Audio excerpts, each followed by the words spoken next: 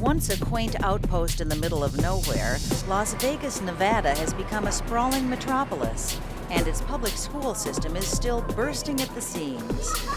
Clark County is the sixth largest school district in the United States. We have approximately 270,000 students today, and we, on the average, open up a school a month. It's kind of insane to be able to keep up with the growth. We have 6,000 people moving into the Las Vegas Valley a month from all over, and so our big push is literacy. At C.P. Squires Elementary, 90% of incoming students don't speak English. For Principal Carol Lark, literacy is paramount. Este salón es por todas estas escuelas. The only hope our Hispanic youngsters have, I believe, is to master English, and then they will truly be bilingual. I say to the parents, it's your responsibility to teach them Spanish in your home, and please do that. And it's our responsibility to teach them English, and then they will have all their world open to them.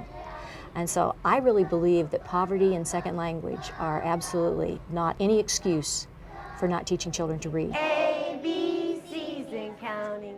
Teachers here use a variety of techniques to teach and reinforce English language skills, from memorizing months with the Macarena June, July, August, September. to learning letters with computer technology. Find the balloon T.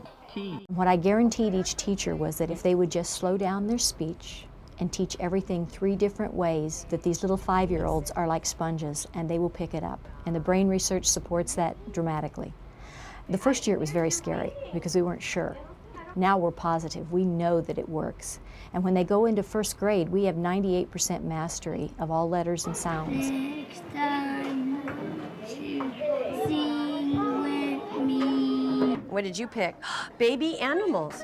The school has received several grants and partnered with local business to create innovative programs like this one, where students get to take home a new book each month. There you go. That's yours to keep forever. There's also an annual district-wide storytelling festival for 4th through 7th graders. She sat it on the last one and said it was just right and then broke it. Storytelling is a way for kids to sequence events in their head. It also helps them to develop sentence structure and story structure, a beginning, middle, and end. She saw the 3 bears and screamed and went running out the window. Vio los 3 osos que gritó y corrió.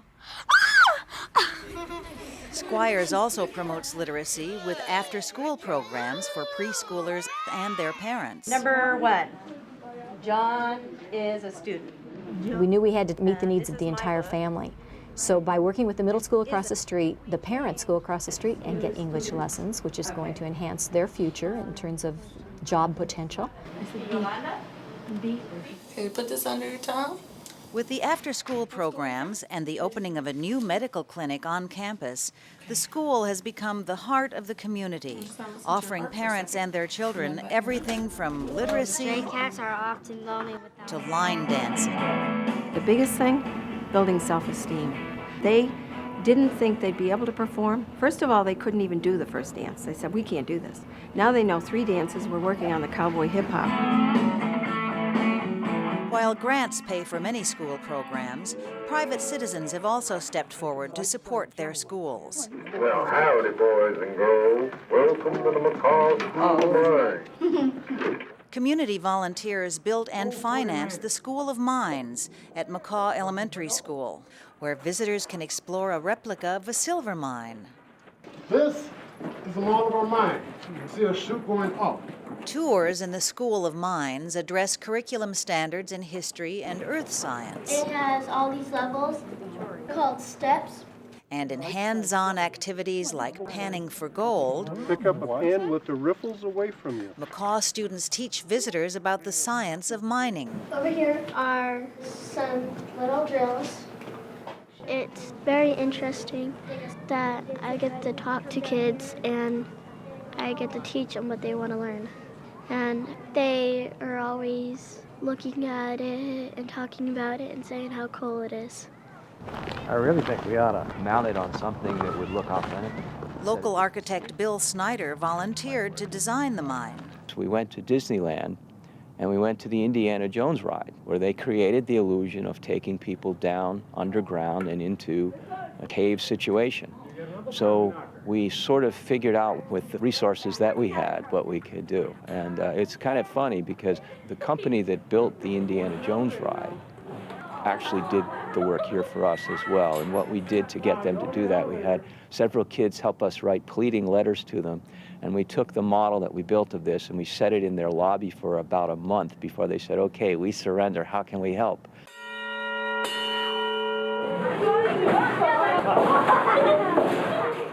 Other privately financed learning environments include this tropical biosphere at Vandenberg Elementary School. What layer of the rainforest do we call that? Really high up? The canopy. The canopy.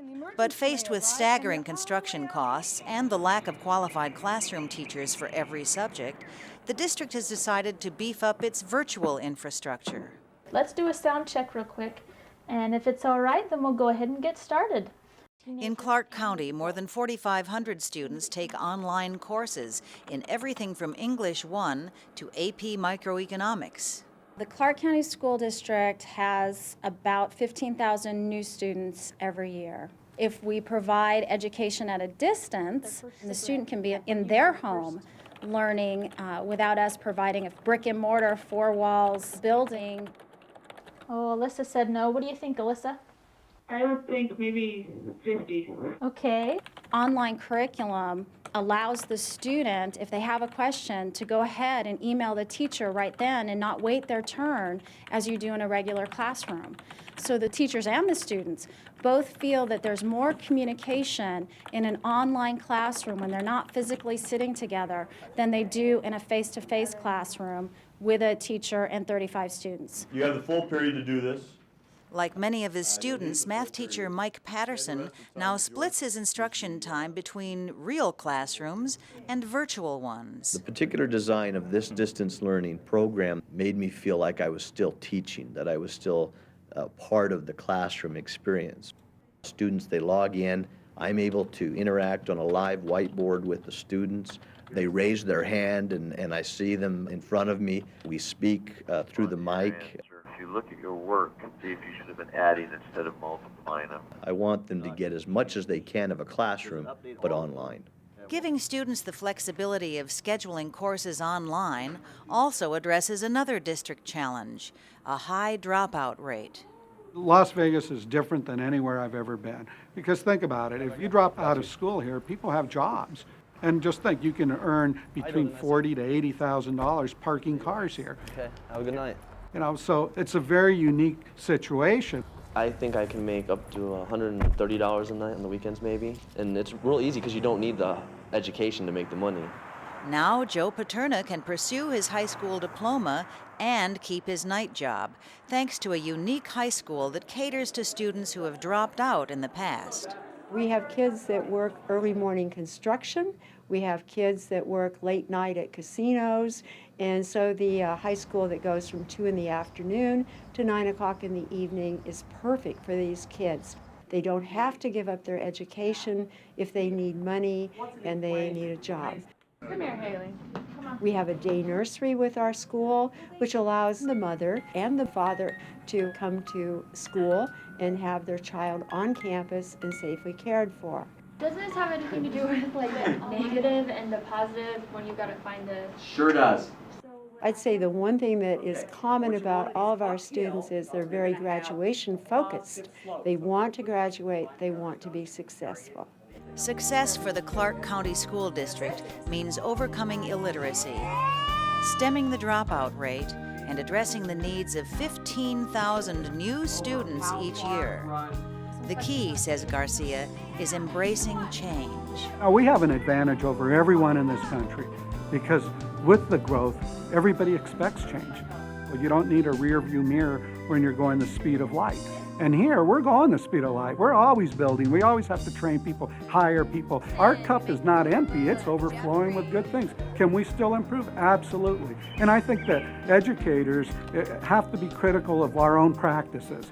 And we can adapt programs and be at the head of it. And instead of reacting, proact to create things for the future. And, well, you can't beat that. It doesn't get any more exciting than that right now.